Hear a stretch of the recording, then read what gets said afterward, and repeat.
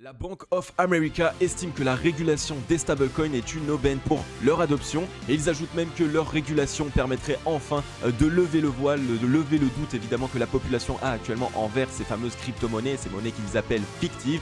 C'est une très bonne news pour le fondamental des crypto-monnaies et ça permet ici d'avoir un moteur pour pouvoir nous lancer sur cette phase numéro 2 du bull run. C'est exactement ce que nous allons y voir dans cette vidéo. Hello à toute la team Logique, ravi de vous retrouver dans cette nouvelle analyse du marché crypto-monnaie. On est aujourd'hui le mercredi 24 novembre 2021 et il est midi 20 à l'heure à laquelle je tourne cette vidéo. Alors comme vous le voyez derrière moi, on a un Bitcoin qui pour l'instant est encore hésitant, il n'est pas encore vraiment en train de nous montrer la réaction qu'on attendait. Moins 1,34% sur la journée, il est ici aux 56 735 $.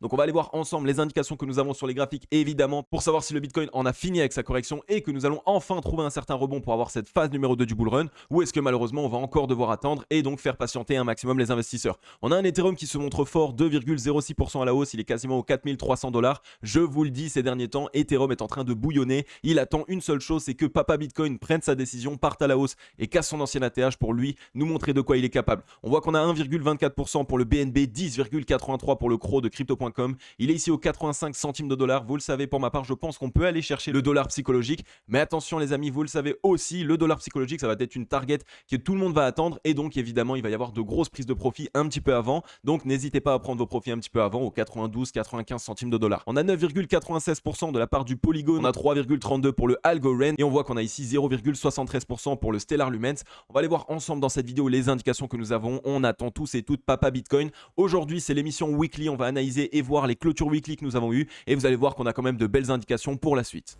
Du côté du Scalpex Index, on a un Crypto Fear and Greed qui est déjà de retour dans le 42, dans le neutre. Donc ça y est, vous voyez vraiment la psychologie de marché remonte très rapidement et pourtant on est toujours ici dans les bas-fonds. Donc ça montre ici qu'on est totalement en train de racheter le dip. Alors que vont faire les waves maintenant? C'est comme ça, il va falloir totalement qu'on observe ce qu'il se passe. Soit les waves vont totalement faire attendre et faire en sorte que tous les investisseurs se disent ah mais le Bitcoin c'est ennuyant, il n'y a rien qui s'y passe, on n'a pas de mouvement et donc tout le monde sort du marché et finalement on fait péter. Ou alors de l'autre manière, on sait qu'on est pressé par le temps et donc on va quand même essayer d'envoyer le prix. Donc il va vraiment falloir qu'on surveille bien ce qu'il se passe ces prochains temps. On est ici sur des éléments qui sont cruciaux pour cette phase numéro 2 du bull run. On a un social index sur Up, un market order flow en recherche de vente cet après-midi. Alors pour l'instant, vous voyez qu'on a failli ici valider le petit double bottom sur lequel nous étions. On n'est pas encore allé chercher la target qui était ici aux 58 226 $. C'est un petit peu simplement en train de jouer au yo-yo. Il y a de l'achat, il y a de la vente, il y a vraiment pas grand chose qui se passe pour l'instant. Donc tant qu'on tient ici ce niveau de support aux 55 887 $ en H4, alors c'est une bonne news. On risque de ne pas partir plus bas et donc de partir à la hausse, hein, évidemment, aller retester ce niveau de support ici aux 60 000 $.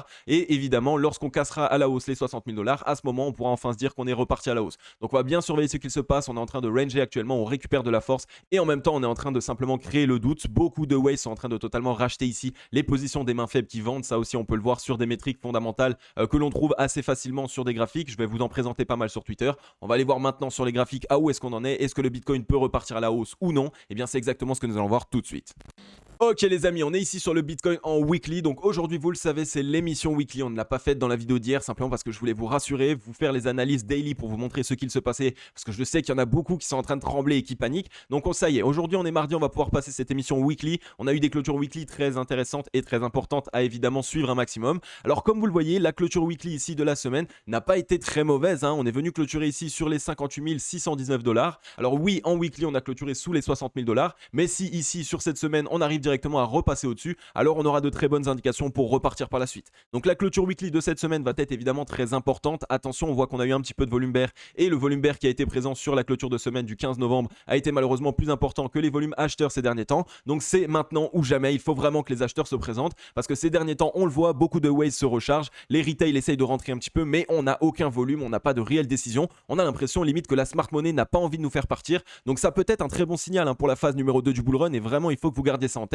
Ça peut ici nous envoyer un gros signal que les waves n'ont simplement pas envie de voir le Bitcoin partir tout de suite parce qu'elles accumulent encore et encore. On l'a vu hein, avec des métriques fondamentales, on a passé énormément de graphiques de Glassnode qui nous montraient que les waves continuent d'accumuler encore et encore et donc ça pourrait nous dire que simplement elles sont en train d'accumuler, elles sont en train d'essayer de créer une certaine pression vendeuse pour permettre à tout le monde de bien rentrer dans le train, de bien se gaver et par la suite réaliser un mouvement qu'on ne pourrait même pas s'attendre, un mouvement qui pourrait être totalement historique. Alors si on regarde maintenant au niveau des volumes profile, on n'est pas mauvais, regardez, on est simplement revenu tester ici ces spikes de volume volume profile, hein, on a des niveaux ici aux 56 388 et on a ici les 55 711 $. Donc c'est des zones qu'on est revenu chercher stratégiquement évidemment. Il y a pas mal de liquidations qui ont été réalisées dès lors qu'on a réalisé des mèches en dessous de ces zones. Donc pour l'instant en termes de volume profile c'est tout à fait normal, hein. Regardez, on est monté très fort.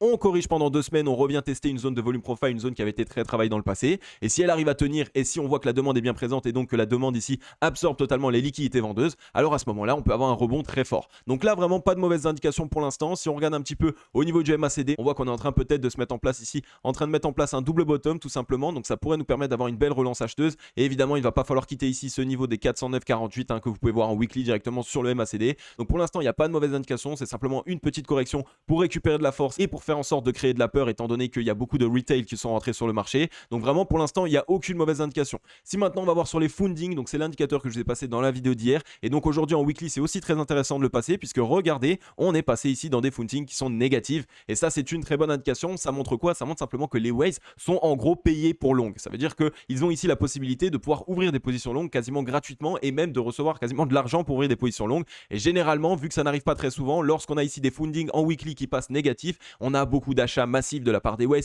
parce que c'est totalement gratuit, c'est-à-dire qu'elles vont payer sans aucun frais, elles vont pouvoir acheter leur Bitcoin, donc ça leur est totalement bénéfique. On a un RSI ici qui a fait un tout petit M-top, mais voilà, on est en train de trouver support, tant qu'on quitte pas ici les 55,49, ce niveau de support, eh bien il n'y a pas de mauvaise indication. Maintenant, on attend de trouver un rebond, on attend vraiment d'avoir les acheteurs. Donc pour l'instant sur le Bitcoin, il n'y a pas de mauvaise indication, on attend simplement que les acheteurs se présentent. On voit qu'on a ici la moyenne mobile 21 période aux 53 152 $, donc pas de mauvaise indication. Tout est bon pour l'instant vraiment. On a le ruban de my mobile qui est toujours très épais, donc c'est un niveau de support qui va être vraiment très important. Donc suivez bien ce qu'il se passe. Pour l'instant, le Bitcoin nous offre de très belles opportunités. On va essayer de garder tout ça en tête. Pour l'instant, il n'y a pas de mauvaises indications. Donc on va bien surveiller ça et on va aller voir maintenant les opportunités que cela offre sur les altcoins évidemment, puisque vous le voyez en ce moment, la Bitcoin dominance est plutôt en train de corriger. Alors si on se check la Bitcoin dominance maintenant en weekly, on voit que bon, on est en train de quitter pour l'instant ce niveau de support ici au 42,93. Donc il va falloir qu'on attende la semaine pour voir qu'est-ce qu'on va faire. Est-ce qu'on vient simplement faire une petite mèche comme on l'a fait ici dans le passé pour par la suite vraiment se relancer? On fake tout le monde et donc de cette manière, c'est vraiment le Bitcoin qui dans un premier temps réalise son fameux mouvement, draine un maximum de liquidité vers lui et donc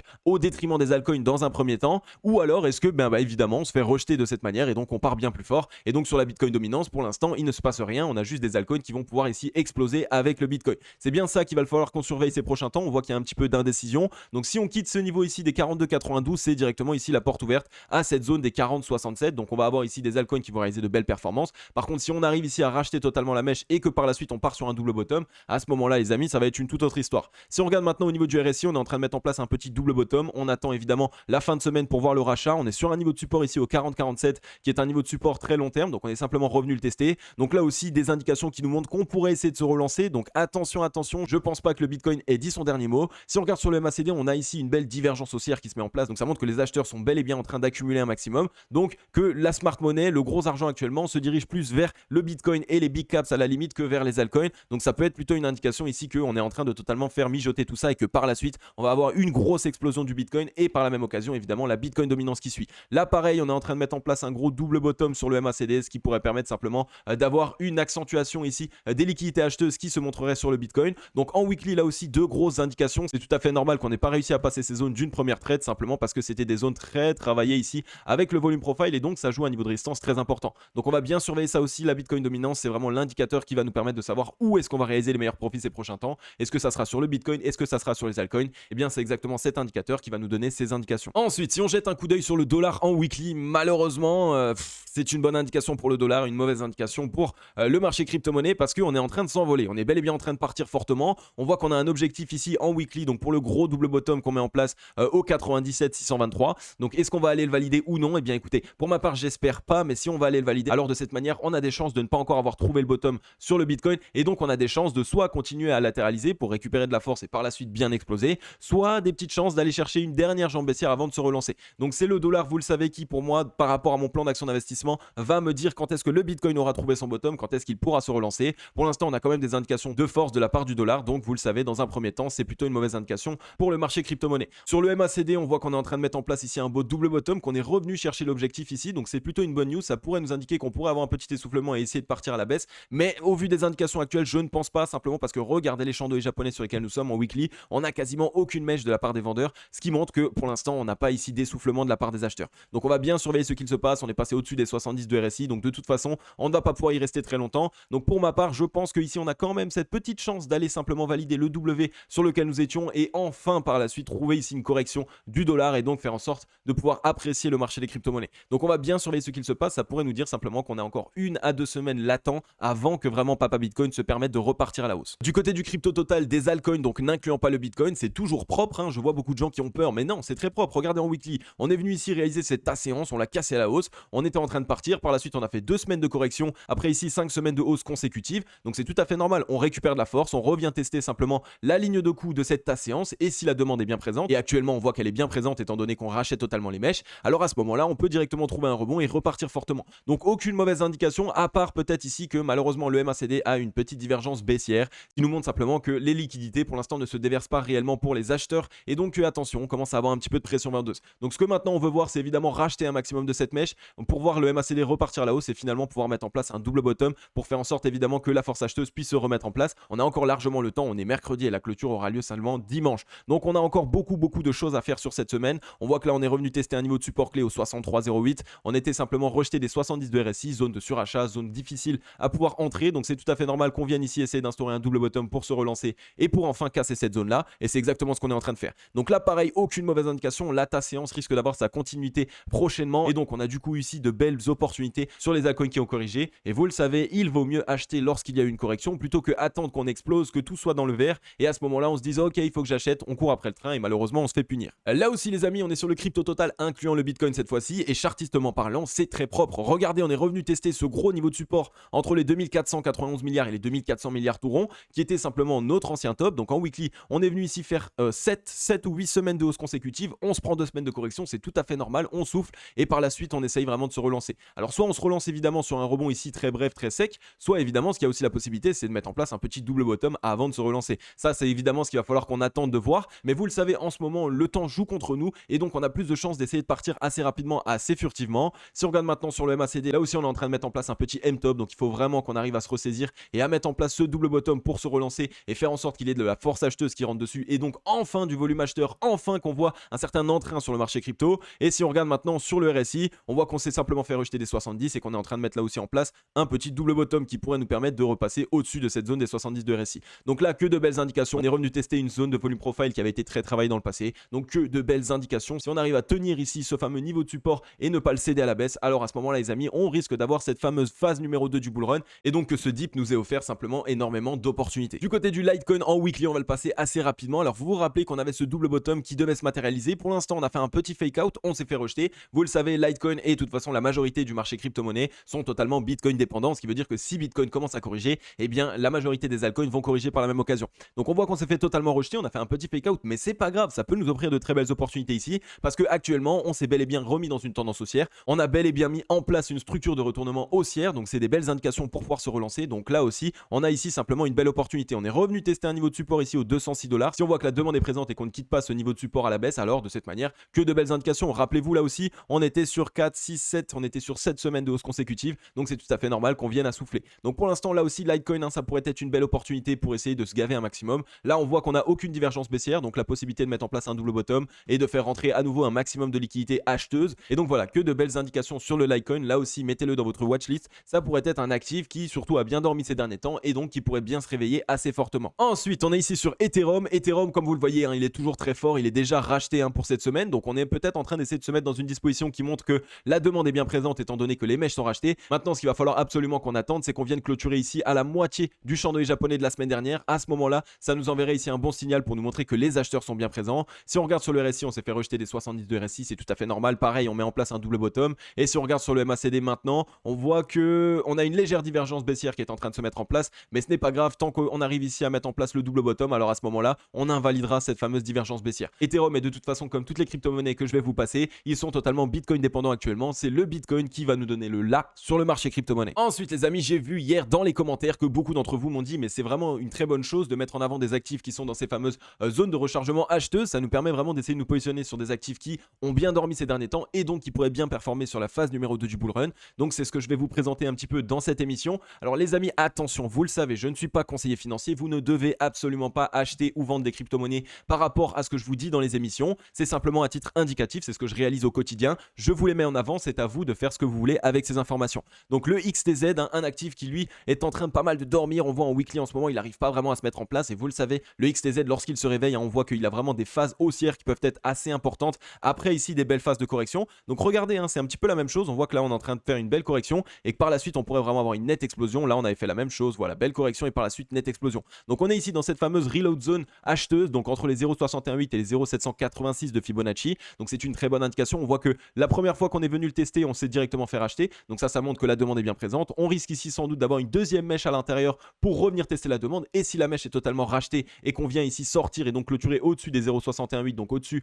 des 4,78 centimes de dollars, alors à ce moment-là, c'est vraiment ici l'indication phare pour nous dire que les gros portefeuilles, puisque ça c'est des indications qui sont vraiment pour les gros portefeuilles, pour les fonds de gestion, eh bien ils se sont totalement gavés et qui ont racheté cet actif. Donc ça pourrait être une très bonne indication. On a un volume vendeur en weekly qui est totalement décroissant. Donc voilà, là aussi une très bonne indication. Pour l'instant, on a quitté la zone de neutralité. Ce serait sans doute ici le moment d'essayer d'instaurer cet énorme double bottom. Et donc à ce moment-là, on pourrait se relancer fortement et avoir beaucoup de liquidités acheteuses qui se déversent sur cet actif qui dort depuis longtemps. On est revenu tester les 52 RSI. Donc on a annihilé la divergence baissière sur laquelle nous étions. Donc le but maintenant, c'est de mettre en place un double bottom. C'est vraiment de se relancer. Donc vous voyez là aussi, on a un très gros double bottom qui est en train de se mettre en place, qu'on pourrait essayer de valider tant qu'on ne quitte pas ici ce fameux niveau de support au 42,72. Donc là aussi, XTZ a surveillé très fortement. Beaucoup de personnes sans doute savent que lors des phases euphoriques, le Tezos c'est souvent un actif qui pète énormément et qui va très vite. Donc n'hésitez pas ici à faire vos recherches pour essayer de voir si ça peut être un bon point d'entrée pour vous. Ensuite, on est ici sur le VeChain. Le VeChain, lui aussi, Bitcoin dépendant, qui se fait malheureusement rejeter contre son gré. On a failli casser cette zone boule. On a même cassé avec un petit fake out. Finalement, on s'est fait réintégrer.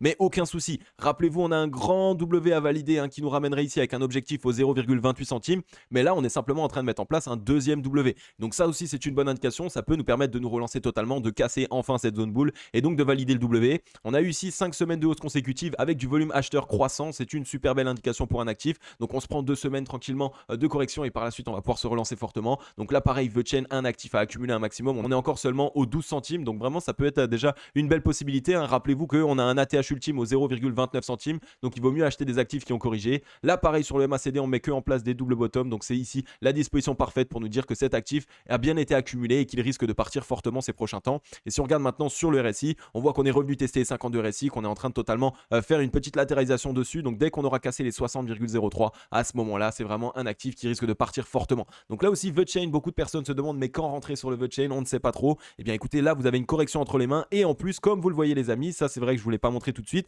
c'est qu'on est ici dans cette zone de rechargement acheteuse quasiment. Donc on était revenu la tester, on est presque sur cette zone de rechargement acheteuse qui est au 11 centimes, on est actuellement au 12 centimes. Donc là aussi sur cette semaine, on a peut-être une chance de laisser traîner une mèche à l'intérieur avant de se relancer. Donc essayez de laisser traîner des ordres et pourquoi pas essayer de rentrer dans VeChain à bon prix. Et ensuite on est ici sur le Quantum. Le Quantum, vous le savez, c'est un actif que je surveille de très près parce que lors des phases euphoriques du marché crypto-monnaie, le Quantum c'est un actif qui explose très fortement et qui bénéficie de beaucoup de liquidités. Là aussi on a fait un fake out de ce niveau de résistance au 16,10. Finalement on est en train de se faire enfoncer. Alors qu'est-ce qu'on a des chances de faire? C'est simplement de revenir tester cette traîne et par la suite se relancer. Donc là vraiment surveillez aussi cette traîne. En gros, si on venait la retester sur cette semaine, on irait ici au 12,83 $. Donc pourquoi pas laisser traîner un petit ordre et même une petite mèche perdue, pourquoi pas au 11,12 $. Ça peut toujours arriver ici et ça peut toujours nous permettre de rentrer à bon port. On voit qu'on a eu du volume acheteur croissant, qu'on a quasiment aucun volume vendeur, que la demande est bien présente, qu'on rachète les mèches. Donc là aussi un actif qui pour l'instant est vraiment prêt à essayer de partir à la hausse. On voit que sur le RSI on est bloqué par les 60,87, mais dès lors qu'on arrivera à se retourner, à casser cette zone, à ce moment-là on risque d'avoir une belle explosion. Là aussi il dort depuis un certain temps, il s'était réveillé simplement jusqu'au 3 mai 2021 et depuis il dort totalement. Si on regarde sur le MACD pour l'instant, voilà, il n'y a pas grand chose à dire, on est en train de mettre en place que des double bottom, donc la force peut bel et bien se mettre en place pour les acheteurs. Donc voilà, que de belles indications là aussi, le Quantum à surveiller un maximum pour ces prochains temps.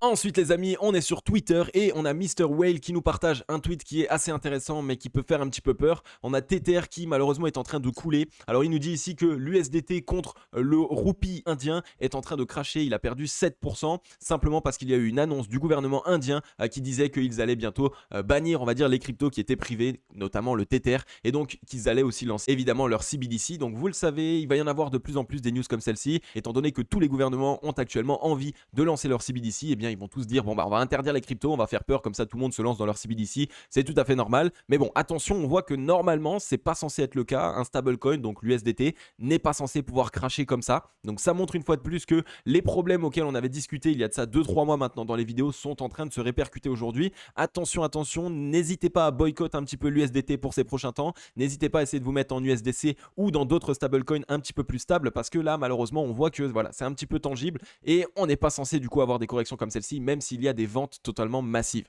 Ensuite, on est ici sur le tweet de Lex Moskowski qui nous montre ici que malheureusement, on a ici aussi la monnaie turque qui est en train de totalement s'effondrer, moins 10% sur la journée. Donc voilà, c'est vraiment pas beau à voir, vraiment c'est pas de chance pour les Turcs. C'est vrai que ça doit être très très compliqué à gérer quand on a ici des problèmes comme cela, des problèmes monétaires, des problèmes presque systémiques, étant donné que quand on a notre monnaie qui dévalue totalement, qu'est-ce qu'on peut faire? La Turquie en plus, je crois, a fait en sorte de totalement ne pas donner la possibilité aux Turcs de pouvoir se ledger en investissant sur les crypto-monnaies. Je crois qu'ils ont totalement interdit tous les paiements en crypto-monnaie. Donc voilà, malheureusement, quand il se passe ce genre de choses, on voit qu'il y a d'énormes problèmes et on n'est pas tous à l'abri. Nous, avec l'euro ou même avec le dollar, on n'est pas à l'abri d'avoir des choses comme ça qui se passent parce que regardez le dollar avec le quantitative easing qu'on a réalisé, donc avec l'impression monétaire à foison qu'on a réalisé, on n'est pas à l'abri de demain avoir une énorme correction sur le dollar par la même occasion. Donc vous le voyez, le marché des crypto-monnaies en réalité est même plus stable que nos monnaies traditionnelles et surtout, on a plus de chances de pouvoir se ledger et de pouvoir essayer de se mettre totalement en sécurité, j'ai envie de dire, quand on est en crypto-monnaie. Donc c'est des choses aussi auxquelles il faut surveiller et auxquelles il faut faire attention. On sait, on n'a pas encore passé ici la crise du Covid. Faut pas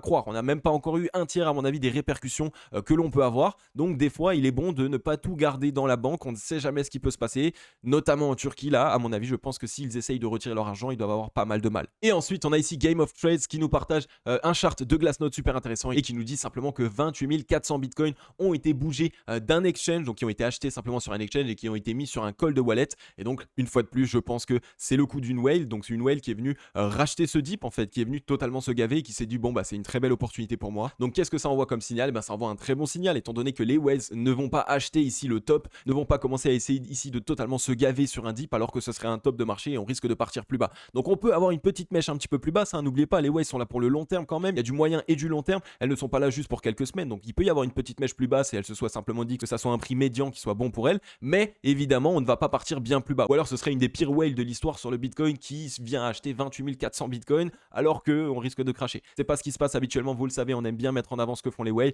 Et lorsque les whales se mettent à accumuler, lorsque les whales achètent un dip et achètent une correction, la majorité du temps, évidemment, ça envoie un signal de bottom et donc une possibilité de repartir à la hausse.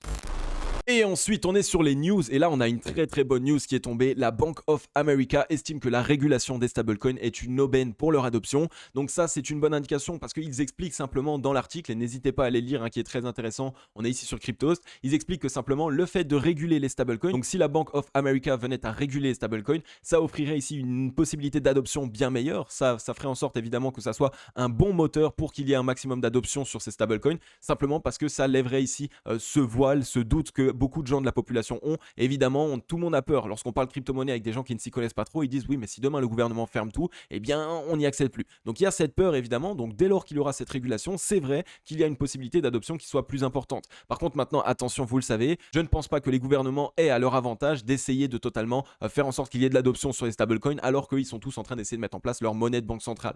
Donc, c'est vraiment aussi quelque chose qu'il va falloir qu'on surveille. Ce qu'ils disent, ça peut être une chose, mais évidemment, derrière, il va falloir qu'on voit ce qu'ils font. On veut des actions, on arrête un petit peu les dire. Donc on dit, et si la régulation des stablecoins était finalement une bonne chose? C'est en tout cas l'avis de la Bank of America, BOA. La deuxième banque la plus importante des États-Unis estime en effet que la promesse d'une régulation future des stablecoins serait un catalyseur de l'adoption massive des TTR, donc l'USDT, USD Coin, donc USDT aussi en fait, donc mais moi c'est plutôt l'USDC, je pense qu'ici ils se sont trompés, et d'autres actifs stables par les institutions. Donc c'est une bonne chose, c'est vraiment aussi quelque chose qu'il faut qu'on garde en tête. Attention, une fois de plus, vous le savez, c'est pas parce qu'ils disent ça que ça va vraiment être bon, et c'est pas parce qu'ils disent ça qu'ils vont vraiment faire en sorte de faire une régulation qui va être bonne pour l'adoption. Ça aussi, c'est des choses qu'il faut totalement qu'on garde en tête. Mais derrière, ça peut ici nous envoyer une bonne indication parce que c'est vrai que si la régulation n'est pas trop punitive pour les marchés crypto-monnaies et pour les investisseurs crypto, alors il y a vraiment une grosse possibilité ici de lever une barrière qui était là depuis des années et des années pour pouvoir vraiment ouvrir les vannes et faire en sorte qu'il y ait énormément d'adoption.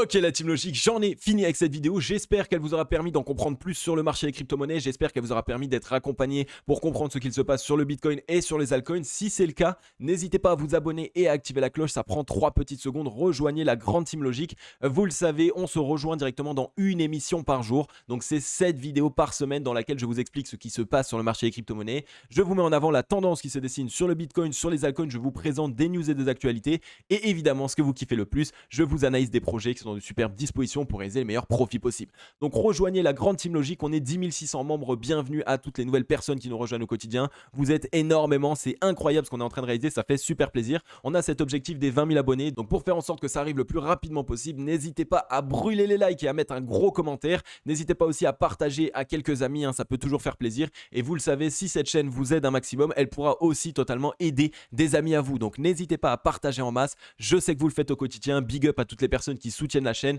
Je le vois dans les commentaires, dans les likes, etc. Ça fait vraiment super plaisir. Donc voilà les amis, en tout cas, je vais vous souhaiter à tous et à toutes une agréable journée ou une agréable soirée. C'était Cryptologique. Ciao, bye bye.